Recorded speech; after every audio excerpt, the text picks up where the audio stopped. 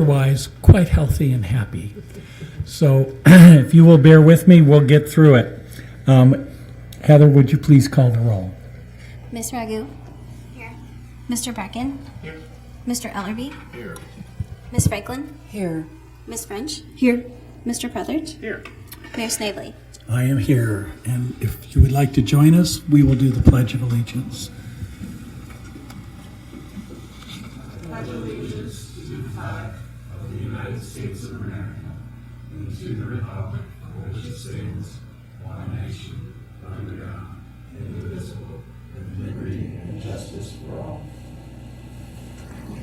So Heather,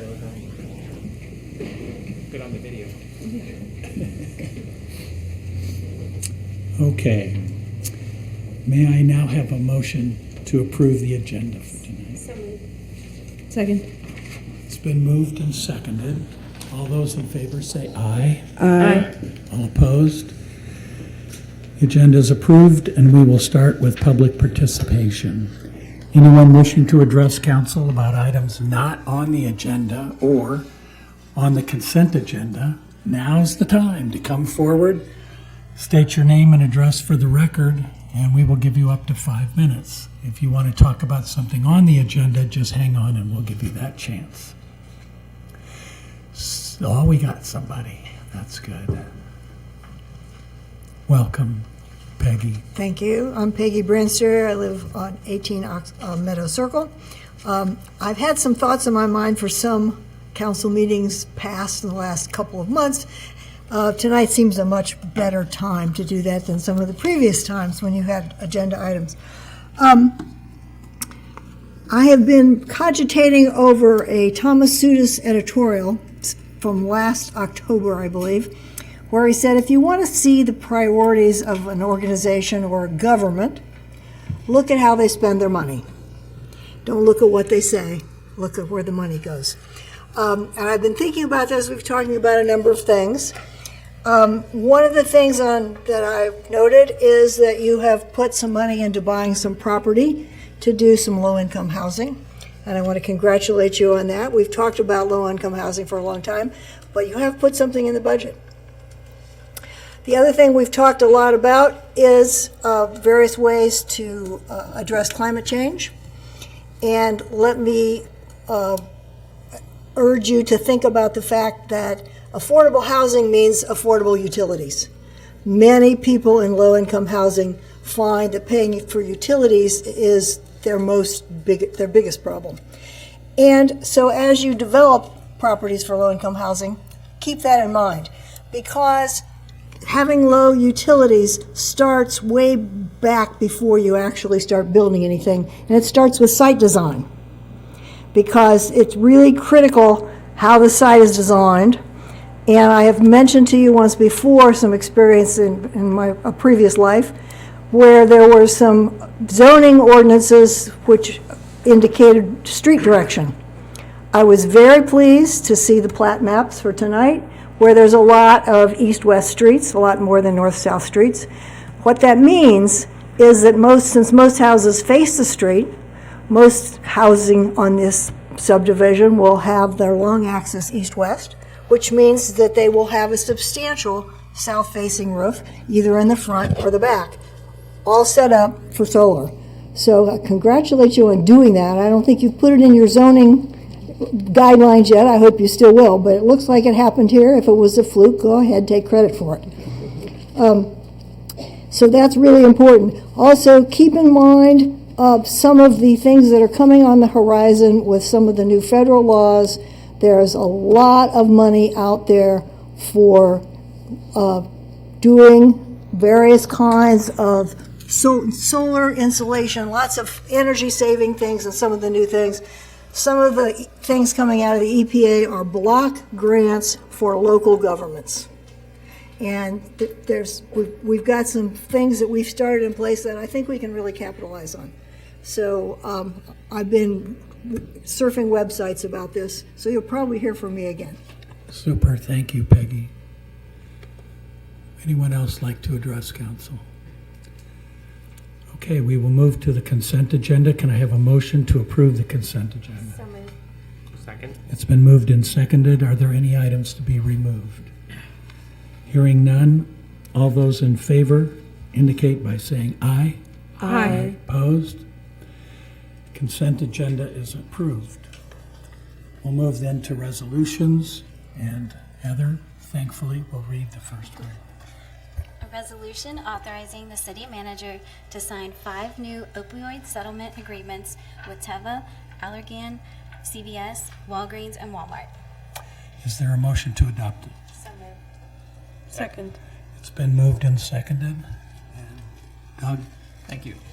So the city received notification of 5 new proposed national opioid settlements with Teva, Allergen, CVS, Walgreens, and Walmart.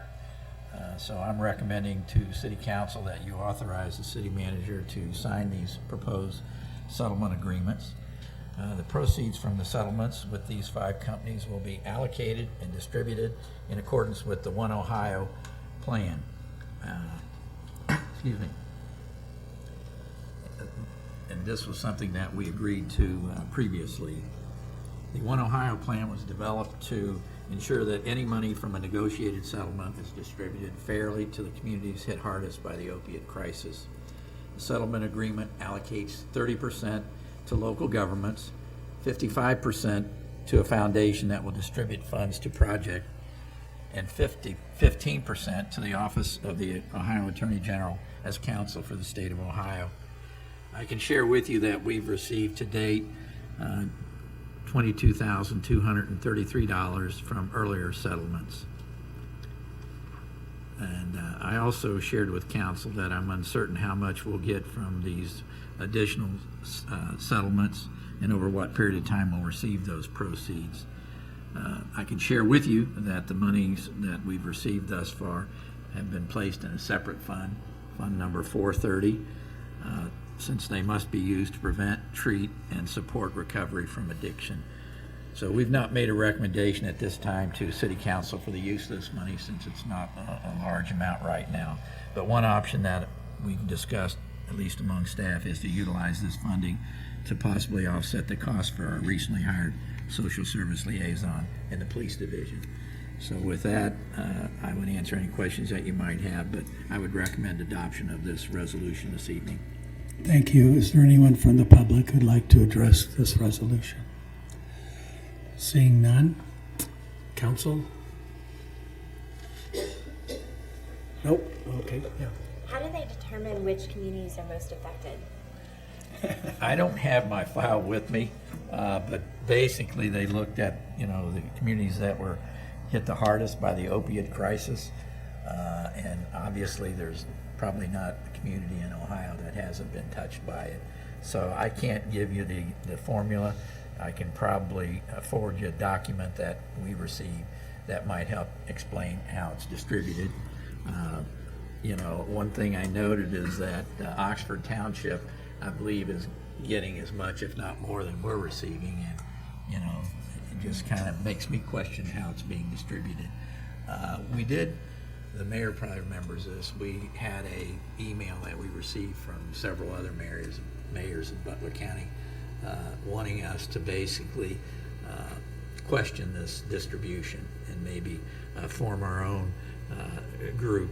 But I don't think that's probably wise, because by signing on to this One Ohio settlement, which also includes this allocation formula, given the amount that we're receiving, I don't think it would be cost effective for us to go it alone and have our own attorney addressing these issues.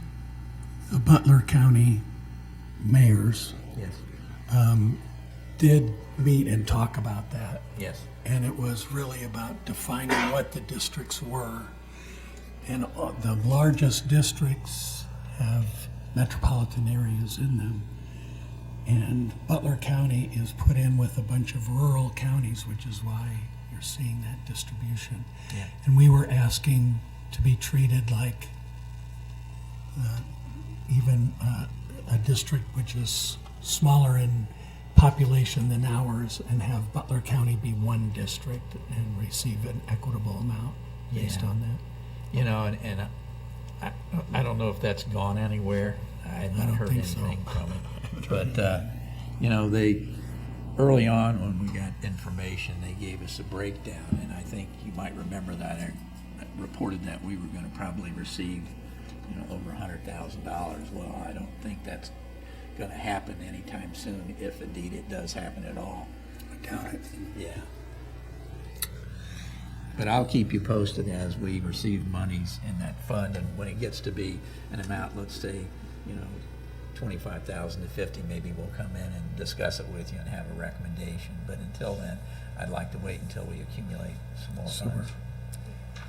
Yeah, I was going to say that I like the idea of using the funds for the social services liaison. I was just curious to know if you knew how some other municipalities were using their funds.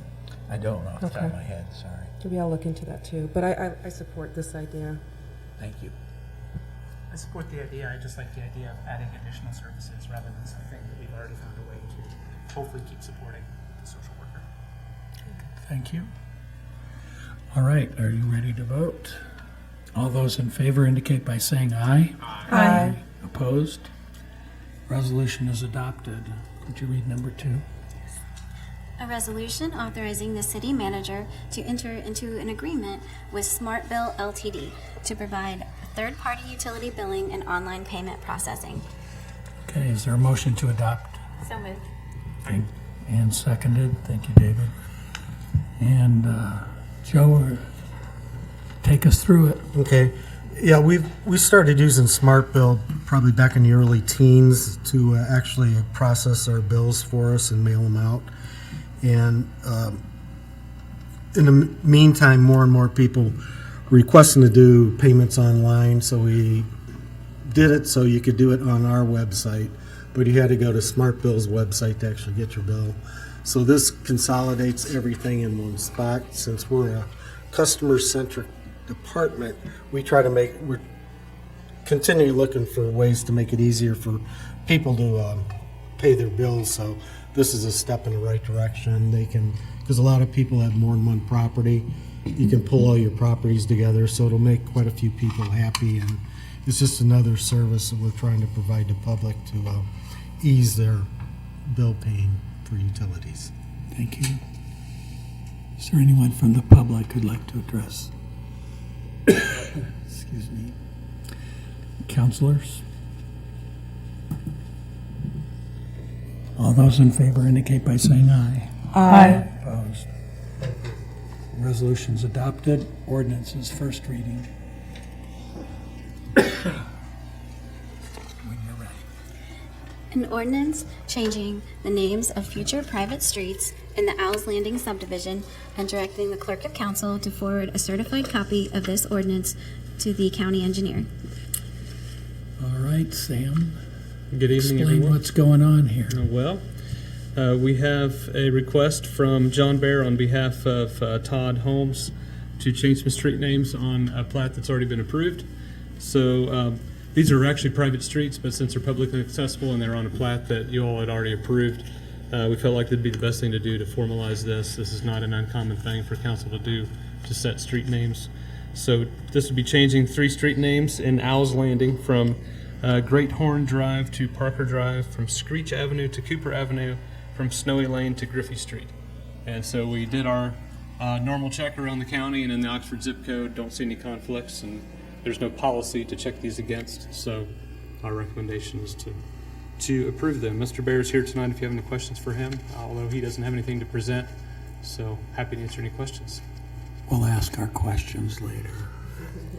Would anyone from the public like to address this resolution, this ordinance? Okay, I have a couple questions. I'm curious of the rationale. I understood the rationale for the first names. I've gotten phone calls from people who are planning or hoping to be in this development who are not happy. So help me with the rationale of why we're changing the names that everybody had kind of gotten used to. Yeah, I'm assuming I need to give my name before I start. Go for it. John Bear with Bear Becker, 110 South College Avenue. Unfortunately, I don't have specific details as to why the names have been changed. I do know as construction is underway currently, so they're moving toward looking to begin selling homes in the lots. And I don't know if it's part of market research that they do or how exactly it's determined, but the decision was made that when it comes to sell homes, it'd be more attractive to have slightly different street names. I don't know if names like Screech weren't amenable to people buying a new home. I had some other owl names suggested. I wish I had a Great better Horns answer. was one of them, yes, it's on there already. So is this a baseball theme? Yeah, is it Reds? That's what I was trying to figure out. Parker, Griffey? Yeah. Originally, the suggestion was Griffin, not Griffey, but there's another Griffin somewhere in Butler County. So working with staff, that one was tweaked. So I don't think that it was, but my best guess would be it's someone's kids' names. It's typically where they come from. I think it would be nice at second reading just to hear what the rationale is for the names. Absolutely. Would be helpful. Yep, I can report back. And then I can report back to the people who are calling me frantically. What the heck is this? A question for staff, because I was surprised. I've been at this long enough now that my memory doesn't always serve me. We had a conversation after a PUD where there were political names, and I thought we had adopted a name policy. We just do what we do, we just talk about it, but not implement a policy. I remember the conversation, but there's no policy on this. No, nothing ever went to city council. One of the planning commission members suggested tree names for future developments, and that we had made some suggestions kind of to applicants who maybe had asked for some guidance, but there had not been any policy. We do actually need a street naming and addressing authority ordinance for the city of Oxford. We don't have one, and this could fall under that, but no, there was discussion at planning commission several years ago, but nothing was sent on to city council about that. So absent a policy, is there any standard for us other than the kind of not duplicating another? I mean, what? That's all there is. Yeah. For 911 purposes, that's all there is.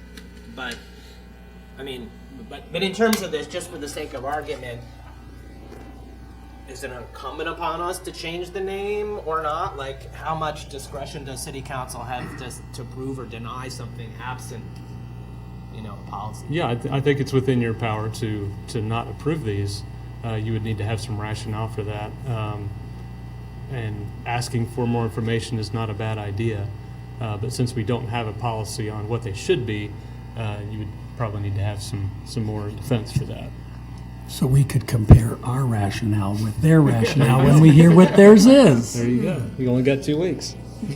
Yeah, I guess I would say that we obviously have a tradition in this town of naming subdivision names after developers' kids, which is why we have, James, Joseph, and Dick from houses from the 50s, and Melissa, Melinda, houses Dana. from the 60s, and Christopher Ryan, and Yeah.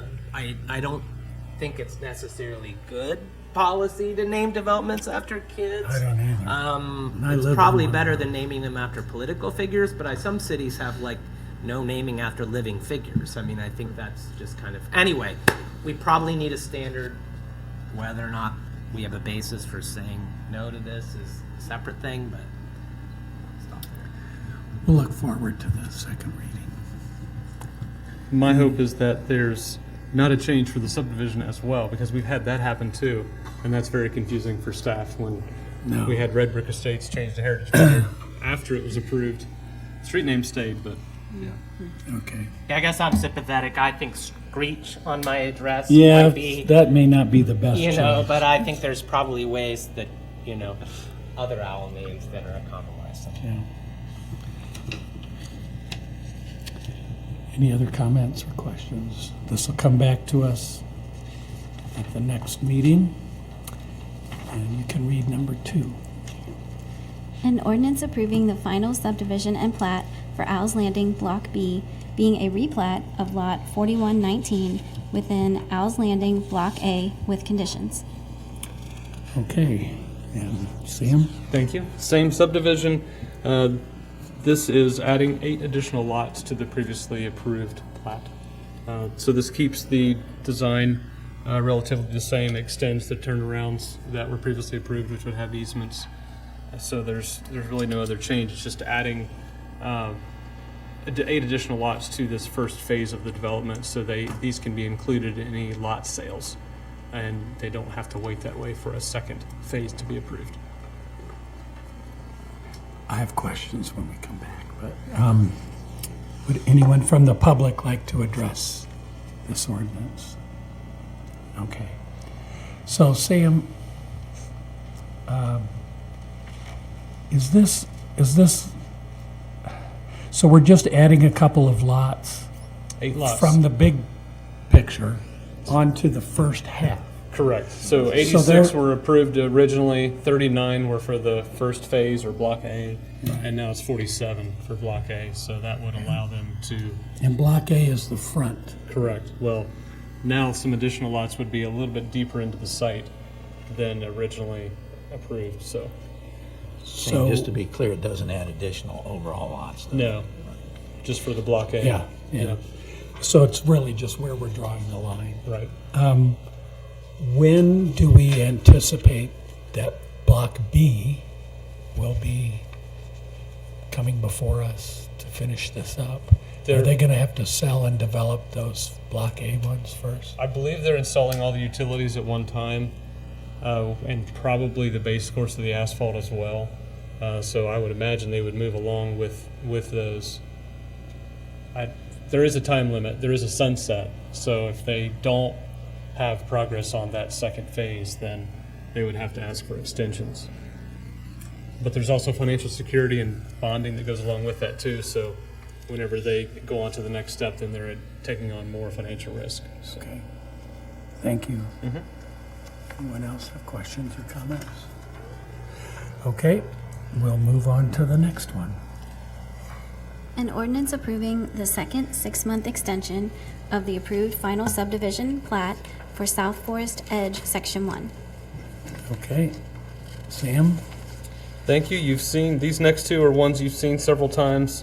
This would be the final extensions for both of these along Lake Forest Drive. South Forest Edge 1 and 2. And this, if you saw the letter in the packet from Four Leaf Development, they cited some of the reasoning having to do with sewer extension and bidding acquisition for the infrastructure. Is there anyone from the public who'd like to address this one? Okay. Sam, with your discussions with Four Leaf, are they serious about continuing this project, or do you think they're just delaying an ending to it? Because I don't see any movement at all. So I haven't spoken with them personally, other than just receiving the request.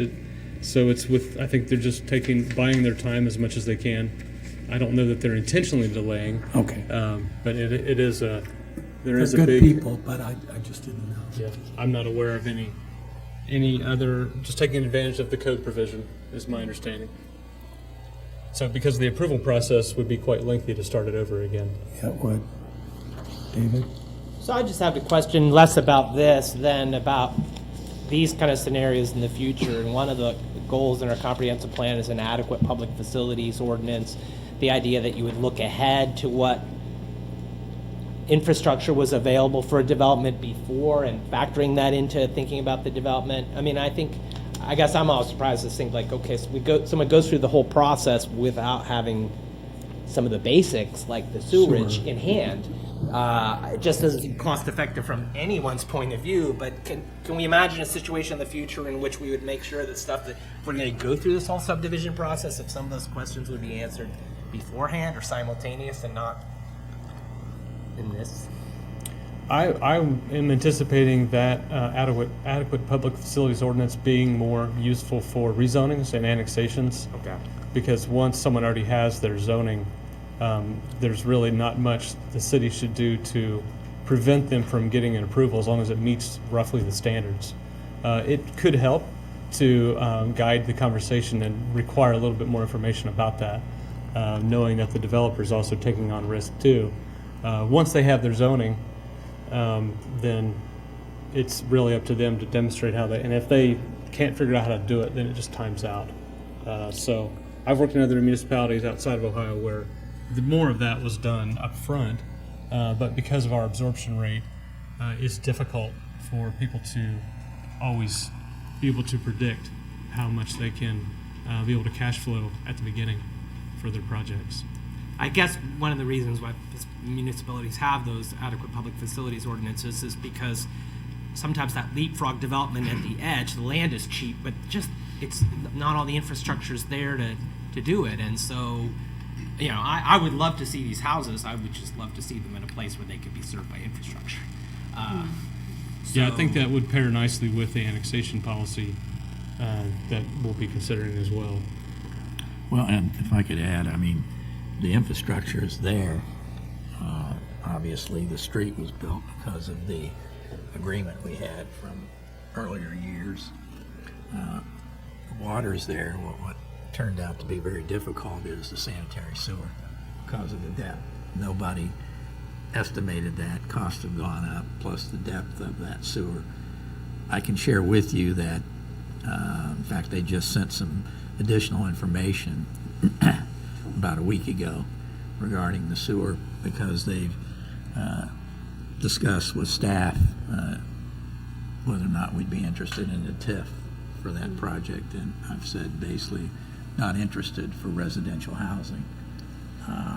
But, you know, we are still communicating with them because I think this is a good project. The utilities are there, but there'll probably be more to come. Any further questions? Okay, thank you. Could you read number 4? An ordinance approving the second 6-month extension of the approved final subdivision plat for South Forest Edge, Section 2. Same report, okay. Anyone from the public wish to address this? Any further comment or question from council? Okay. Yes. One thing I would say, just as a follow-on from Doug's point, is someone saying, well, why isn't the city doing anything it can to make this possible? The TIF that you described, basically, that money comes out of the property tax base. So if we care about our schools, we have to not take more money out of the property tax base, you know, and so in this environment right now, I'm glad we're not going that way because our school district can't afford development being not taxed. So. Okay, we will move on to second readings then. You can read the first one, Heather. An ordinance authorizing the city manager to enter into an easement agreement between the City of Oxford and G. Allen Kiger Trust for public utility easements to repair existing sanitary and storm lines as set forth in Exhibit A attached hereto. Okay, is there a motion to adopt? So moved. Second. It's been moved and seconded. Welcome back, Mike. Are there any changes? Good evening. No changes. Thank you. Thank you. We always like no changes. Would anyone from, is the petitioner here? No. Is there anyone from the public who would like to address this ordinance? Not seeing anyone. Council have any questions or concerns? I think we talked it out last time. I just want to thank Mr. Kiger for being a good neighbor. He is. You know, we have citizens who would fight us tooth and nail just on the principle of sticking it to the city. The fact that Mr. Kiger obviously got his orientation and he's making this easier for the city is very civic of him. So. And appreciated. Yes. You may call the roll. Mr. Bracken? Yes. Mr. Ellerby? Yes. Ms. Franklin? Yes. Ms. French? Yes. Mr. Prothert? Yes. Ms. Ragu? Yes. Mayor Snavely? Yes. This ordinance is adopted. You can read number 2 when you get a chance. An ordinance authorizing the city manager to enter into an easement agreement between the City of Oxford and G. Allen Kiger Trust for the public utility easements for planned sanitary sewers as set forth in Exhibit A attached hereto. Is there a motion to adopt? So moved. Second. It's been moved and seconded. No changes, sir. No changes. Thank you. That's the best staff report ever. No changes. Is there anyone from the public who'd like to address this ordinance? Okay. Councilors have any? Nope. Call the roll. Mr. Ellerby? Yes. Ms. Franklin? Yes. Ms. French? Yes. Mr. Prothert? Yes. Ms. Ragu? Yes. Mr. Bracken? Yes. Mayor Snavely? Yes. This ordinance is adopted. And when you're ready, we'll read number 3. An ordinance amending ordinance number 3697, supplemental budget ordinance number 1, to make supplemental appropriations for fiscal year 2023. Okay, is there a motion? So moved. Second? Second. Thank you. Appreciate it, Alex. Joe? Since I don't want Mike to show me up, I have no change. Good move. Well done, well done. Is there anyone from the public who'd like to address this ordinance? Okay. And counselors, questions or concerns? Okay. You can call the roll. Ms. Franklin? Yes. Ms. French? Yes. Mr. Prethridge? Yes. Ms. Ragu? Yes. Mr. Bracken? Yes. Mr. Ellerby? Yes. Mayor Snavely? Yes. I think my voice is getting better just with the excitement of moving through that. It's great.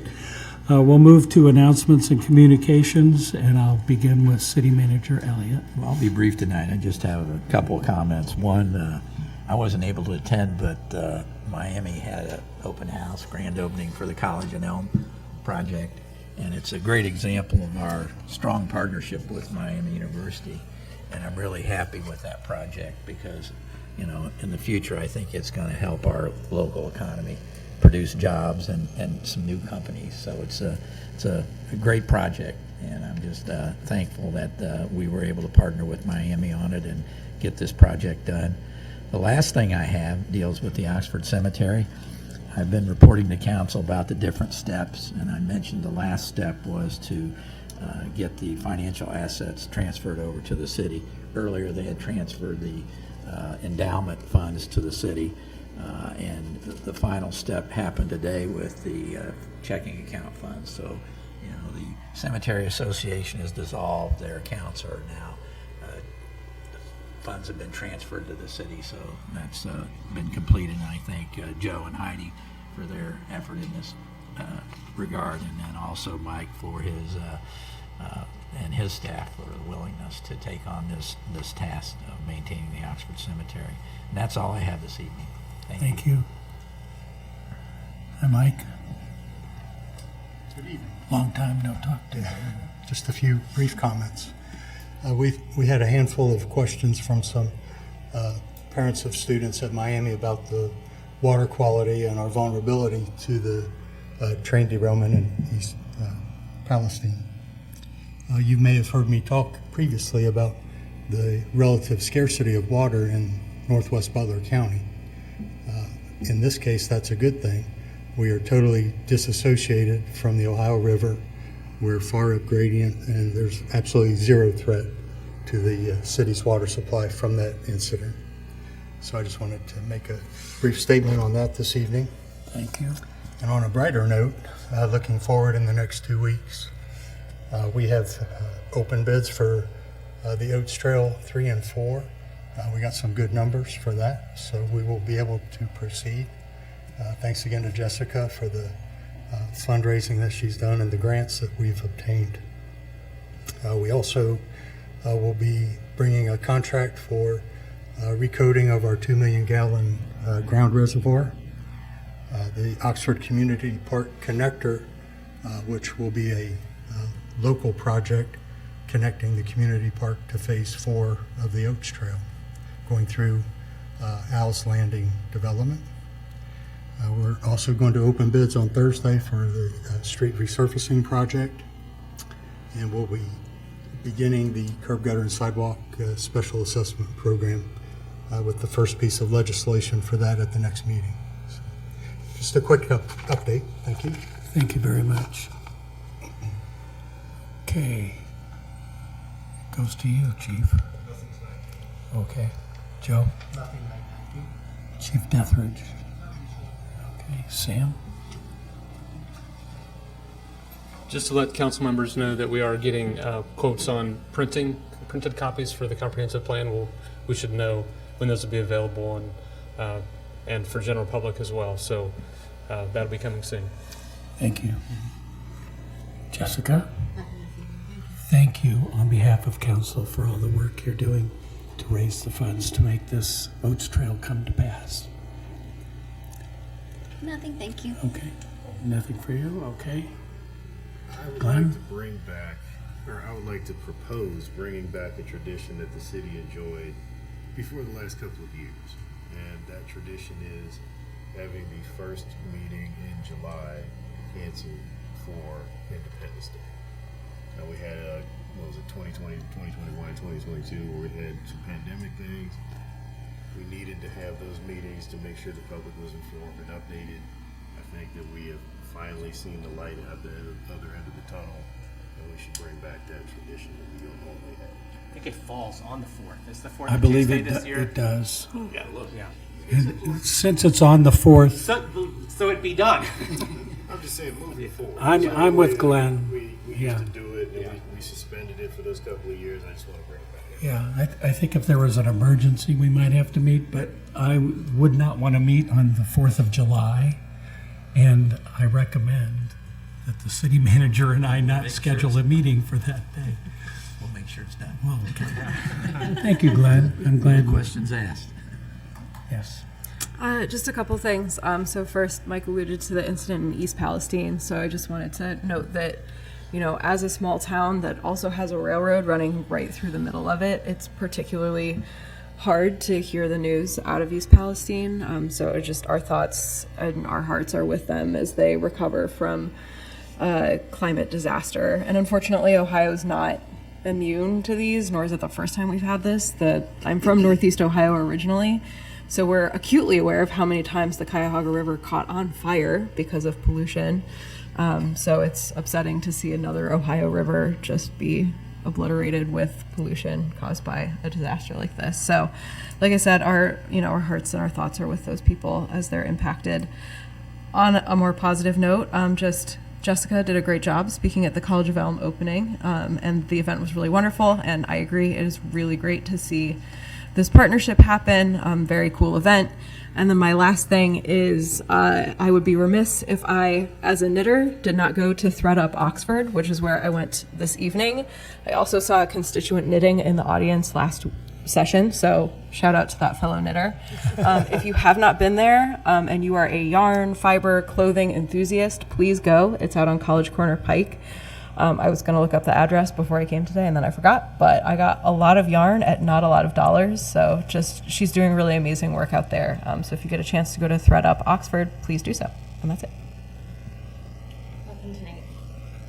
I want to take a moment to celebrate the memory of my mother-in-law, Sydney Eleanor Miller. She passed away earlier this month at the age of 89 in Seattle. My husband and his sisters and his niece were able to be by her side.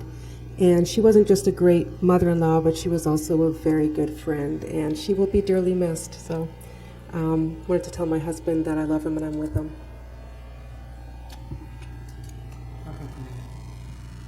So a few quick things. One, congratulations. The rollout on the Civic Plus seems to be going pretty well. I think it's a nice platform. I know it works better from the backside than Granicus, and from the public this seems equally good, if not better. So thank you for that. The College at Elm was really an awesome high energy event, and so glad that the donor happens to be our own Lee and Rosemary Fisher, who are really wonderful community members, and so a lot of people see the potential there. And what's nice is y'all are elected officials, you know, up in Oxford, seeing all the cool things that are happening here. And just a quick question, I was happy to see from the minutes on the Environmental Commission that they have a recommendation on the Managed Natural Lawn Care Ordinance, so will that be coming back to council on our agenda sometime soon?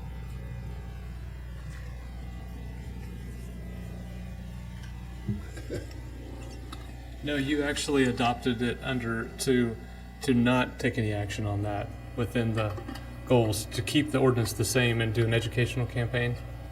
I don't know if you recall that. So let me understand. Can you say that again? I'm having trouble understanding. So within the goals that were discussed at the retreat and what was presented by staff, it was to have an educational campaign under the existing code, not make any changes this year. So if you want to make changes, then you'll need to change the goals or take something out.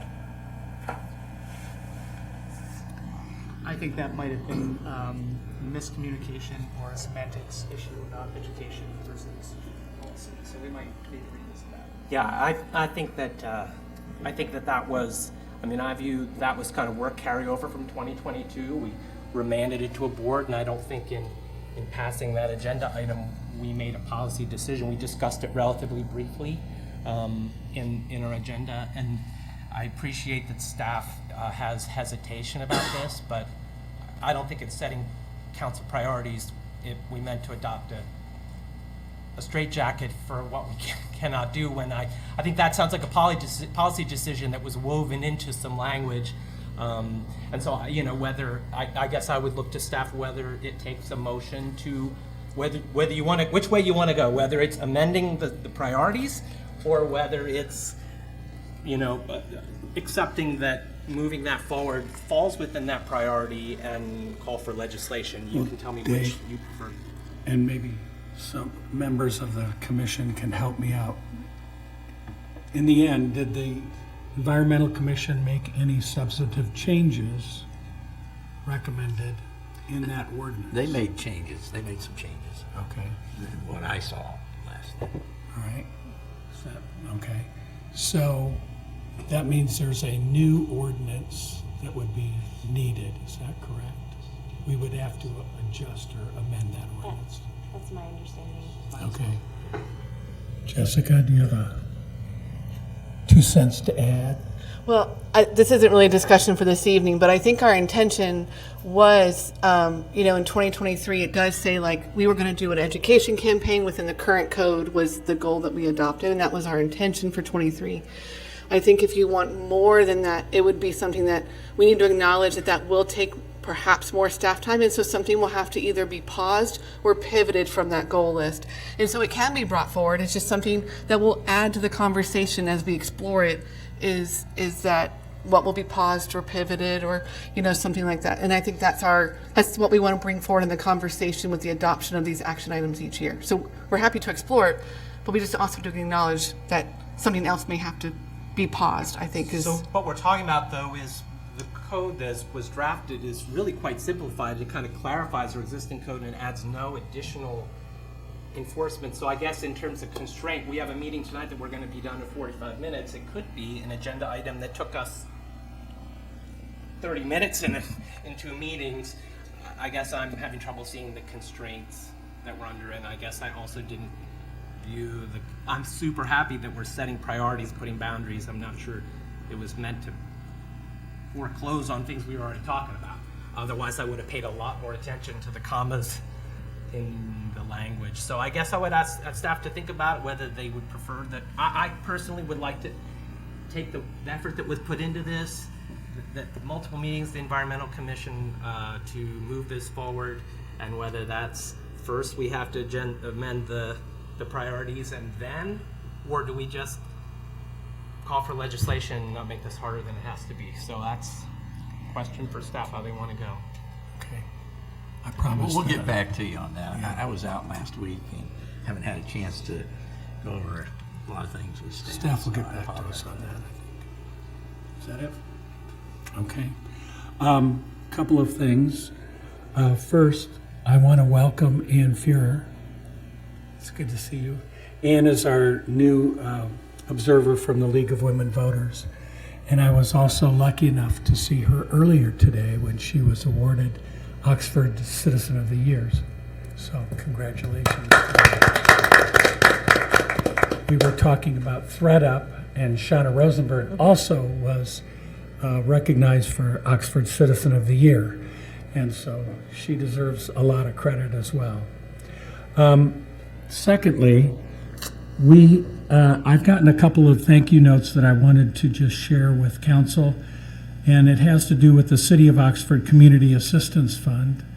And one of them is from the St. Mary Church Backpack Program. And with the grants that the city provided, they are going to be able to provide 2,500 meal bags for Talawanda students. I just think that's remarkable. We also got a thank you from the group Pack Away Hunger, and they are, with the grant that we gave them, they are going to be able to provide 40,000 meals to the Oxford community and the university food pantry. So that's, I think, something that's positive and worth celebrating. So we thank them for their thank you. Finally, I wanted to comment on the same thing you did, which is the train derailment, and I'm heartened that in our new comprehensive plan, there is a section that talks about seeking funding to do an underpass underneath that railroad track. I've lived here since the 70s, and I can recall at least a couple of train derailments and train malfunctions that separated the two sides of the city. And the police department is to be congratulated, and the fire department, because they swing into action. They put vehicles on both sides, but they have to go all the way out and come back around Riggs Road in order to get to that side of the city. And if they have to go to the hospital from that side, it's a very difficult process. Excuse me. So I'm very heartened that it's in there, and I hope we can find something. I would entertain a motion to adjourn. You're holding up really well, Bill. Before my voice totally goes. Second. It's been moved and seconded. All those in favor say aye. Aye. Opposed? Thank you.